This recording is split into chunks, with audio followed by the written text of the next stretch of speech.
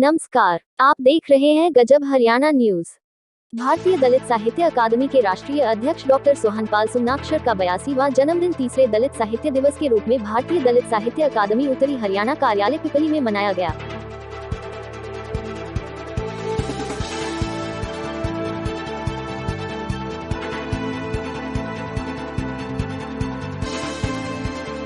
अकादमी के राष्ट्रीय अध्यक्ष डॉक्टर सोहनपाल सुन्नाक्षर ने अपने संबोधन में कार्यकर्ताओं को बताया कि अनुसूचित जाति एवं पिछड़े वर्ग एवं पिछड़े समाज को सामाजिक न्याय एवं सुरक्षा एवं उनके उत्थान हेतु सरकार के समक्ष 9 सूत्रीय मांग रखी गई है।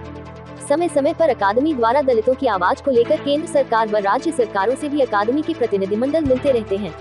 उन्होंने बताया कि पारित 9 सूत्रीय मांगों में विशेष रूप से हरियाणा प्रदेश में अनुसूचित जातियों का A-B श्रेणी में विभाजन बंद करने और पुरानी तर्ज पर आरक्षण बहाल करने, आर्थिक रूप से कमजोर सभी लोगों के लिए पंजाब व दिल्ली की तर्ज पर 500 यूनिट बिजली मुफ्त देने, खेत मजदूर, रेहड़ी मजदूरों, दिहाड़ीदार मजदूरों व तमाम मजदूरों को 1 लाख रुपए कर्ज देने, गरीब लोगों को सरकारी बैंकों से 5 लाख का लोन बिना ब्याज गारंटी देने, पिछड़ा वर्ग का 27% आरक्षण सभी चुनावों में लागू करने, सरकारी स्कूलों को निजी कंपनियों को देने के फैसले को वापस लेने, नगर पालिका में अनुसूचित जाति व अनुसूचित जातियों को प्रतिनिधित्व देने सहित अनेक मांगों को सरकार के पास भेजा गया है। उन्होंने बताया कि अकादमी के संगठन को मजबूती देने के लिए व्यापक स्तर पर कदम उठाए गए हैं। कई राज्यों में अकादमी के नए पदाधिकारी बनाए गए हैं, जिन्हें संगठन को मजबूती देने के लिए जिम्मेवारी सौंपी गई है।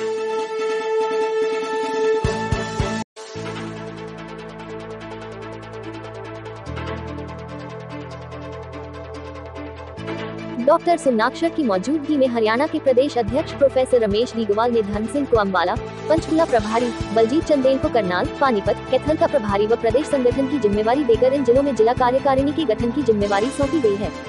सुखवीर सिंह को यमुनानगर का जिलाध्यक्ष बनाया गया है। नवनियुक्त प्रदेश प्रभारी व जिलाध्यक्ष को राष्ट्रीय अध्यक्ष डॉक्टर सोहनपाल सुन्नाक्षर ने बधाई दी और आशा जताई कि वे संगठन को मजबूत करने का काम करेंगे।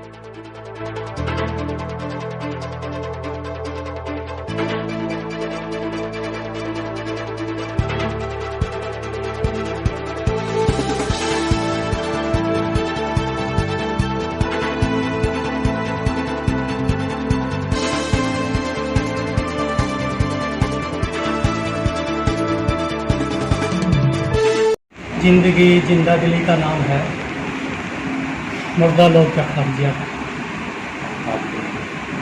मैं चला था तो अकेला, लोग जुड़ते गए और काफिला बनता गया।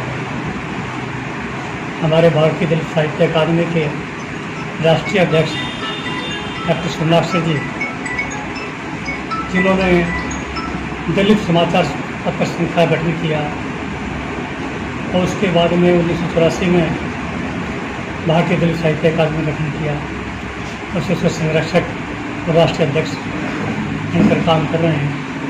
आज लाखों लोगों को जुड़ा है, लाखों लोगों को साहित्यकार बनाया है और पिछले 60 वर्षों से अखबार निकाल रहे हैं हमारे के नाम का। इसमें कोई सरकारी विज्ञापन नहीं, कोई ऐड नहीं और साहित्य लिख रहे हैं और देश के लोगों को जुटाने का काम कर रहे हैं। तो पूरा जीवन पढ़े लिखे MA PhD और यहाँ तक कि राजनीति में बड़े सक्रिय दिल्ली के काउंसलर रहे हुए अपनी भरी जवानी में तो दिल्ली की नई सब्जी मंडी है चौधरी हीरा सिंह के नाम से, उन हीरा सिंह को काउंसिल के चुनाव में डॉक्टर साहब ने हराया और ये जीते। अगर उसी हिसाब से चलते तो आज ये राष्ट्रपति गवर्नर तो बहुत बड़ी पानी जीने के लिए राज्यसभा वगैरह कहीं बहुत अच्छा पैसा कमा सकते, लेकिन उन्होंने नहीं किया और दिल्ली में सिर्फ साहित्य का काम किया। लगभग 50 किताबें उन्होंने लिखी, इसमें बहुत सी छप चुकी है, वो छपने वाली हैं और TV चैनल भी उन्होंने चलाया तो वो भी दलित आवाज़ के नाम से NTV के प्रोग्राम देते रहे और बेगमपुरा TV चैनल चल भी रहा है।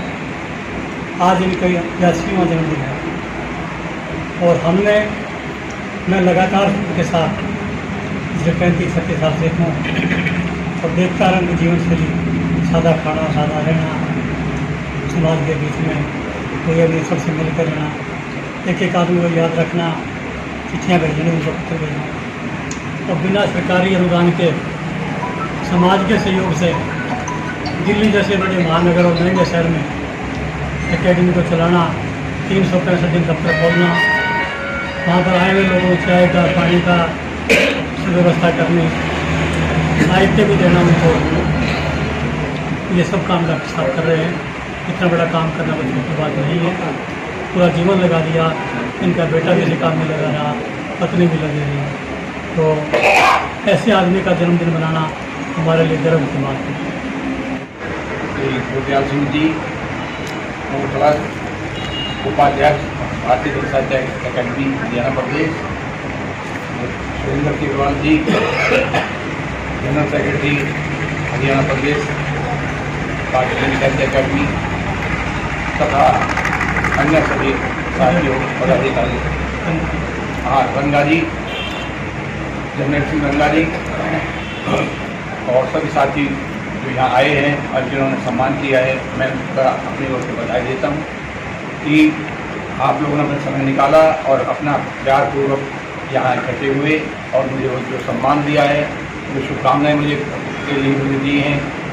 आगे जो आने वाला जीवन है उसमें सक्रिय होकर के मैं कुछ काम कर सकूँ, उसकी शुभकामनाएं आपने दी हैं।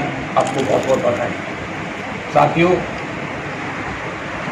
भारत में जैसे अभी शेरवाल जी ने बताया कि ये जो भूमि है ये धर्म क्षेत्र है, कुरुक्षेत्र है। यहाँ से शुरू होता है, गीता में सबसे पहले शुरू की है। ये धर्म क्षेत्र है, तो धर्म क्षेत्र क्यों है?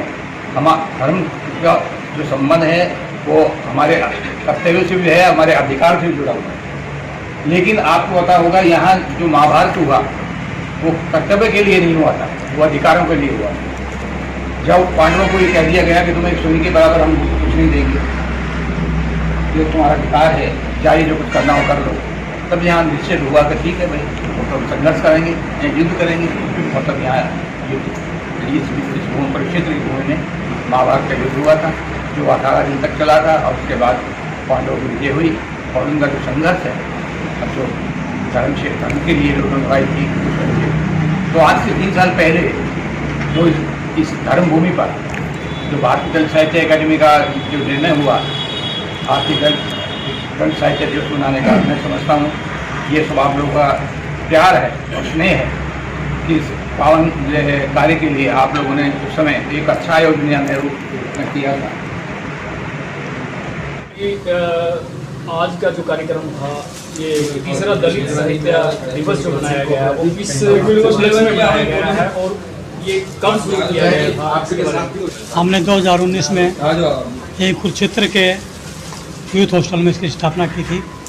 करीब 15 प्रदेशों के लोग थे यहाँ पर, राजस्थान, जम्मू कश्मीर, हिमाचल, उत्तराखंड, यूपी, हरियाणा, पंजाब आदि प्रदेशों के लोग थे, सिक्किम से, बिहार से।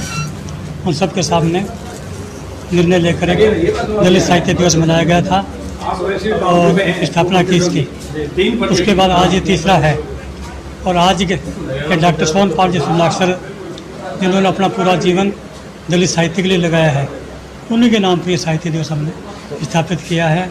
आज वे 82 वर्ष के हो चुके हैं, तो इसलिए उनका वो यहाँ पर वो दलित साहित्य दिवस और जन्मदिन मनाया गया है।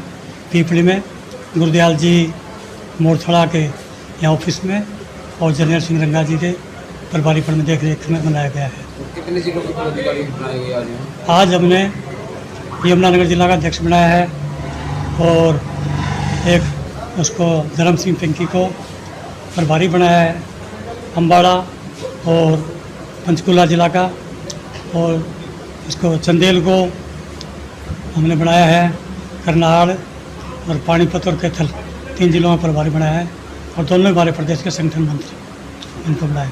बाकी जनरल सिंह जी रंगा को और गुरदयाल जी को जिम्मेदारी दी है कि इस पूरे इलाके को ये देखभाल करते रहेंगे, संभालेंगे।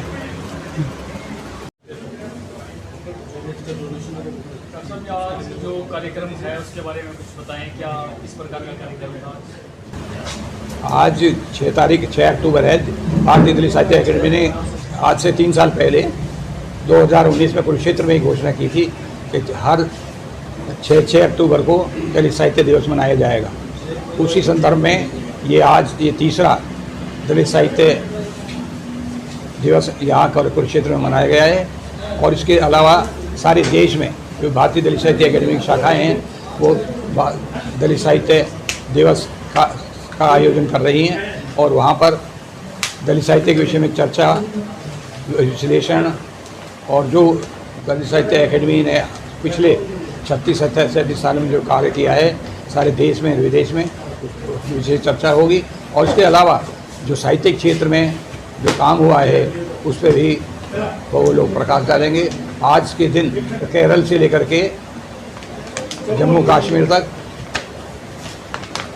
और कन्याकुमारी से लेकर के गुजरात की कच्छ घाटी तक जितने भी 28 ब्रांच जो दूसरी यूनियन टेरिटरी हैं 6, उन सभी में भारतीय दलित साहित्य अकेडमी के जो से जुड़े हुए लोग जो भारतीय दलित साहित्य दिवस का आयोजन कर रहे हैं। तो मैं समझता हूँ कि पिछले 36-37 साल में जो भारतीय दलित साहित्य अकेडमी ने इस देश में काम किया है वो कोई और दूसरी संस्था के द्वारा नहीं हुआ। यहाँ पर दलित साहित्य की स्थापना हुई है। आज विश्वविद्यालयों में दलित साहित्य प्रमुखता से पढ़ाया जा रहा है और जितने प्रकाशक हैं उनके अंदर भी दलित साहित्य प्रकाशित करने की होड़ लगी हुई है, क्योंकि पिछले 36 सालों में काफ़ी कुछ इतिहास अकादमी ने खोजा है। कला के क्षेत्र में भी काफ़ी काम हुआ है, संस्कृति के क्षेत्र में भी काफ़ी हुआ है और धर्म के क्षेत्र में भी काफ़ी काम हुआ है। डॉक्टर साहब, ये जो दलित साहित्य दिवस है तो इसकी जरूरत क्यों पड़ी? क्योंकि हर व्यक्ति जो भी है वो अपने अपने उसका दिवस मनाते हैं। जैसे हिंदी दिवस 14 नवंबर को मनाते हैं, इसी तरह सभी जो यूनिवर्सिटी हैं दूसरी जगह अपने अपने वो दिवस उन्होंने निश्चित कर रखे हैं और वो मनाते हैं। तो इसीलिए अपना दलित साहित्य को भी महत्व देते हुए उसको प्रमुखता देते हुए इस दिन का आयोजन किया, जिससे कि आराम से बैठ करके सभी लोग इस पर चर्चा कर सकें और जान सकें कि दलित साहित्य क्या है और जो दलित लोग हैं उनकी क्या स्थिति थी और दलित के जो लोग पहले जो उनकी जो स्थिति थी और जो आज स्थिति है या होगी इसके लिए जिम्मेवार कौन है। तो डॉक्टर साहब, एक जो आपने दलित साहित्य लगभग आप 40 साल से दलित साहित्य में काम कर रहे हो और आप एक लगभग 60 साल से दलित एक पत्रिका है तो हिमायती के नाम से वो भी निकाल रहे हो, तो उसके उस समय में और आज में आपको क्या परिवर्तन दिखाई दिया समाज के अंदर? नहीं, समाज में काफ़ी विचार परिवर्तन हुआ है। आज लोग अपने अधिकारों के विषय में जानने लगे हैं, अपनी शक्ति पहचानने लगे हैं और जो अपने अधिकार पाने के लिए क्या करना चाहिए, कैसे संघर्ष करना चाहिए उस पर वो सोच करके कदम बढ़ाने लगे। स्थिति में कोई दलितों के अधिकारों को दबा कर नहीं बैठ सकता, न दलित को आम से दलितों का उत्पीड़न कर सकता है, शोषण कर सकता है, उनके साथ अन्याय कर सकता है। क्योंकि जो जितने भी अपने दलित समाज के लोग हैं भारतीय दलित साहित्य अकेडमी ने उनको बताया है कि संवैधानिक अधिकार तुम्हारे क्या हैं, मौलिक अधिकार क्या हैं और उनको लेने के लिए क्या करना है। तो डॉक्टर साहब, दलित साहित्य अकेडमी की स्थापना कब हुई थी और किसके द्वारा कैसे की गई थी? तो उसमें 1984 में बाबू जगजीवन राम जी जो उस समय डिप्टी प्राइम मिनिस्टर थे देश के, उनके कर कमलों द्वारा 8 अगस्त को इसकी स्थापना हुई थी। कहाँ अब कितने राष्ट्रीय सम्मेलन और इंटरनेशनल सम्मेलन, अंतर्राष्ट्रीय सम्मेलन कर चुके हैं अब तक? भारतीय दलित साहित्य अकेडमी 2 वर्ल्ड कॉन्फ्रेंस हुई हैं, एक नेपाल में हुई है 91 में, एक 2000 में इंग्लैंड में हुई है और उसमें काफ़ी लोग भारत से गए थे, उसमें पार्टिसिपेट किया और इससे भारतीय दलित साहित्य का नाम और इसका जो काम है दलित साहित्य लेखन का उसका वो काफ़ी आगे बढ़ा है। तो जो दलित साहित्य के राष्ट्रीय सम्मेलन है वो कितने हो चुके हैं अब तक राष्ट्रीय सम्मेलन 36 हो चुके हैं। अब 9-10 दिसंबर को 37वां राष्ट्रीय सम्मेलन है दिल्ली में। दलित साहित्य अकेडमी है वो कहाँ तक अभी तक फैली है, कितने स्टेटों में या कितने? हाँ, जैसे कि मैंने बताया जो भारतीय दलित साहित्य अकेडमी का नेटवर्क है वो राज्य से लेकर के नीचे जिला, तहसील, ब्लॉक और गांव तक के स्तर तक पहुंच चुका है और बाबा साहब के नाम को हमने हर घर में हर नर तक पहुंचाने की कोशिश की। तो जैसे पीपली में आज कार्यक्रम था, इसमें जिम्मेदारी भी दी गई है कुछ कार्यक्रम? जब पीपली में आज था कार्यक्रम तो उसमें कुछ जिम्मेदारी दी गई है कुछ जिलों? जो जिले हैं उनके जिलाध्यक्ष गठित किए हैं, संगठन मंत्री गठित किए हैं और उनका प्रभारी बनाया है जिलों का, जिससे कि वो जिले सक्रिय हो सकें और सक्रियता के साथ जो उनको जिम्मेवारी दी है। सम्मान आप समाज के लोगों को देते हैं किस अकादमी द्वारा? भारतीय दलित साहित्य अकेडमी द्वारा डॉक्टर अम्बेडकर के नाम पर राष्ट्रीय अवार्ड हैं, ज्योतिर्बा फूले के नाम पर राष्ट्रीय अवार्ड हैं, भगवान बुद्ध के नाम पर राष्ट्रीय अवार्ड हैं, सावित्रीबाई फुले के नाम पर राष्ट्रीय अवार्ड हैं। इसके अलावा डॉक्टर इन्हीं के नेशनल अवार्ड के साथ ही हम फेलोशिप अवार्ड भी देते हैं। जो नवोदित होते हैं, जो शुरू में जुड़ते हैं, उनके लिए उनका सम्मान देकर के बढ़ाते हैं, जिससे कि समाज बढ़ तेजी से काम कर सके।